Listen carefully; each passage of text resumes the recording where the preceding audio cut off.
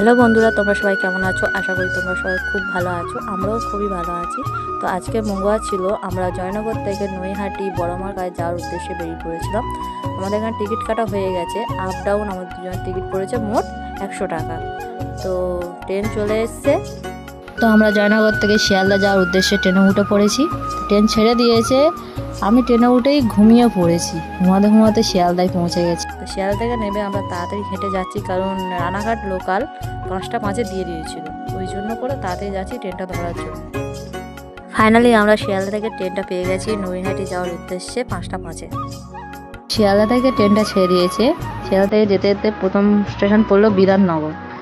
বিধাননগর থেকে ট্রেনটা ছাড়ছে। তোমাদের সাথে একটা কথা শেয়ার করি, যে বড়মা না টানলে তুমি কখনোই বড়মাখায় যেতে পারবে না। তার প্রমাণ হচ্ছে আমরাই।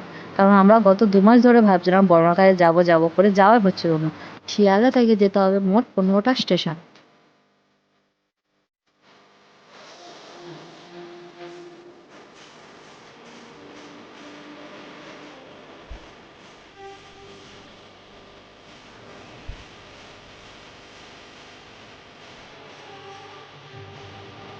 তো ফাইনালি আমরা বড়মাখায় পুজো দিতে যাচ্ছি।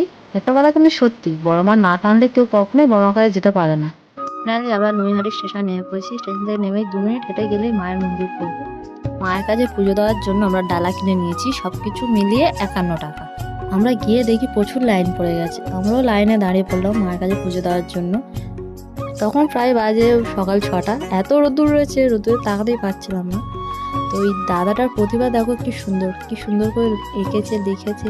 তো আমি এগুলো দেখতে দেখতে যাচ্ছিলাম, দেখতে দেখতেই চলে এলাম মায়ের গেটের সামনে। শুনেছি বড়মার কাছে আসলে বড়মা কখনো কাউকে খালি হাতে পেরিয়ে দেয় না। বড়মার মুখটা দেখলে আলাদাই শান্তি লাগে, সব কষ্ট দূর হয়ে যায়। ধর্ম হোক যার যার, বড়মা সবার, জয় বড়মা। আমাদের পুজো দেওয়া হয়ে গেছে। পুজো দিয়ে এসে বাইরে দেখো কত সুন্দর সুন্দর বড়মার ফটো দেখতে দেখতে চলে আসলাম হাঁটতে হাঁটতে মায়ের গঙ্গার ঘাটে। গঙ্গার জল বাড়িতে নিয়ে যাবো বলে বোতলে করে গঙ্গার জল ভরছি। তো গঙ্গার ঘাটে থেকে ঘুরে এসে বাড়ির জন্য একটা বড়মার ফটো নিচ্ছিলাম। যদি বড়মাকে বিশ্বাস করে থাকো তাহলে ভিডিওটা শেয়ার করে দিও, আর যদি বিশ্বাস না থাকে তাহলে কমেন্ট বক্সে জয় বড়মা লিখলেই হবে। জয় বড়মা।